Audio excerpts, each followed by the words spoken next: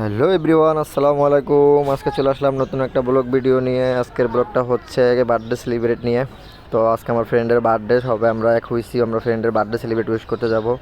Basically আমাদের এরিয়াতেই থাকে, কিন্তু ওই দিন ছিল মগবাজারে, ওরা এক আন্টির বাসায়। তো আমরা তো বার্থডে সেলিব্রেট করতে হবে, সেই অনুযায়ী আমরা প্ল্যান করলাম যে মগবাজারে যেয়ে আমরা বার্থডে সেলিব্রেট উইশ করব। তো এর মধ্যে আবার প্ল্যান হলো যে না, মগবাজার যাব না, আমরা হয়তো বা টিএসসি না হলে আমরা শহীদ মিনারে যাই, ওর বার্থডেটা সেলিব্রেট করবো, ওইখানে আমরা কেক কাটবো। তো আমরা প্ল্যান অনুযায়ী রওনা দিলাম, 4 গাড়িতে 4টা বাইকে মোটরসাইকেলে আমরা 7 জন ছিলাম।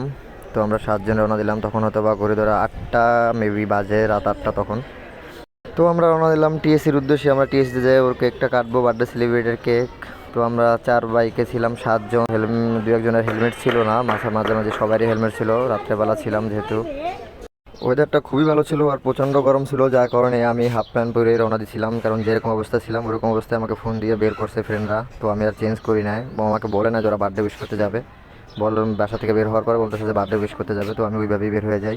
এই যে আমার পিছনে আমার ফ্রেন্ডরা দেখতেছেন, ওরা আস্তে আস্তে স্লোলিভাবেই বাইক ড্রাইভ করে আসছিলাম রাত্রেবেলা, যেহেতু জুরেন থেকে টিএসসি বা শহীদ মিনার যাবো।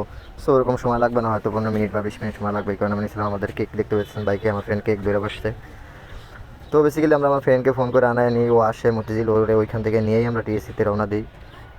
রাস্তা পুরো ফাঁকা ছিল ওই দিন, জ্যাম ছিল না, খুব কম জ্যাম ছিল। তো আমরা ভালোভাবে পৌঁছাতে পারি টিএসসিতে। আমার ফ্রেন্ড ও খুবই কেয়ারফুলিভাবে বাইক চালাইতেছিল, আমি ওর পিছনে বসছিলাম।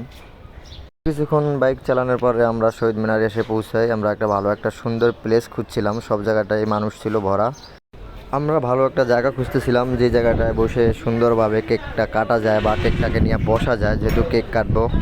তো ওইখানে তো আমাদের 2-4 জন মানুষ বসতে হবে বা বার্থডে বয়কে বসাইতে হবে। তো আমরা ভালো জায়গা খুঁজতেছিলাম, শেষ ফিনিশিংয়ে আমার ফ্রেন্ড একটা জায়গা চয়েস করে। এর মাঝখানে আমরা একটু হাঁটাহাঁটি করে বা একটু দুষ্টামি করে নেই। আমার ফ্রেন্ড ভিডিও করতেছিল, ও আবার বললো ওর একটু ভিডিওতে দেখানোর জন্য। তো আমি ওরে আমার হাতে ফোনে ক্যামেরা নিয়ে আমি ওকে ভিডিওটা একটু দেখাইলাম, ভিডিওতে ওরা আর সামনে আনলাম। ও তো পুরোই খুশি ভিডিওতে ওকে আমি দেখাইছি তাই বলে।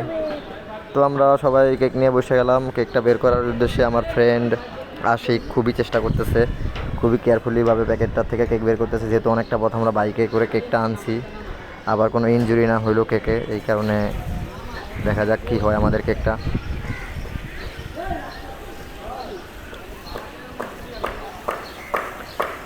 তো কেক বের করার জন্য প্যাকেট খোলা হইতেছে। প্যাকেট যেহেতু অনেক টাইট করে বা ওকে অস্টেপ দিয়ে জোড়া লাগানো ছিল, তো খুলতে কষ্ট হয়েছে, আমাদের কেকটা বের করা হয়ে গেছে। এই যে আমাদের কেকের ভিতরে আমার ফ্রেন্ডের নাম লেখা আছে, আইয়ান আহমেদ আবির, বার্থডে বয়। তো আমরা সবাই কেক কাটার জন্য এখন প্রস্তুতি নিলাম, মোমবাতি জ্বালাবো এখন। সো দেখি আমাদের বার্থডে সেলিব্রেট কতটা হ্যাপি, ওর জন্য কেক কাটলাম। এই পাশে যে ছেলেটা বসে আছে ওই হলো আমাদের বার্থডে বয়, ব্লুর ভিতরে লাল চেকের গেঞ্জি পরা আমাদের বাদশা ভাই। সে পার্টি স্প্রে উড়াইতে ভাবে, পার্টি স্প্রে মাস্ট পেয়েছে, পার্টি স্প্রেটা আমার কানের ভিতরে ঢুকে গেছিলো। তো আমাদের কেক কাটা শুরু হয়ে গেল, এখন কেক কাটা শুরু। এই যে আমাদের বার্থডে বয়, কেক কাটা শেষ, কেক খাওয়া দিতেছে আমাদের আশিক ভাইকে। আমি তো ভিডিও নিয়ে ব্যস্ত খুবই, যার কারণে কেক আমার শেষে খাওয়া হয়, আমার ফ্রেন্ড আবার ফোনে ব্যস্ত ছিল। কেকটা মোটামুটি যে যতটুকু ছিল আমরা সবাই খেয়ে অনেকটা কেক বাঁচছিল। তো পথচারী কিছু শিশু ছিল ওইখানে, কয়েকটা পোলাপান ছিল, লাস্টে আমরা ওদেরকে কেকটা দিয়ে দিই, কেটে ওদেরকে পিস করে কেক দিয়ে দিই, ওরা খায়, অনেক খুশি হয়। আমার ফ্রেন্ডের মাথায় পুরো পার্টি স্প্রে দিয়ে ভরা ছিল।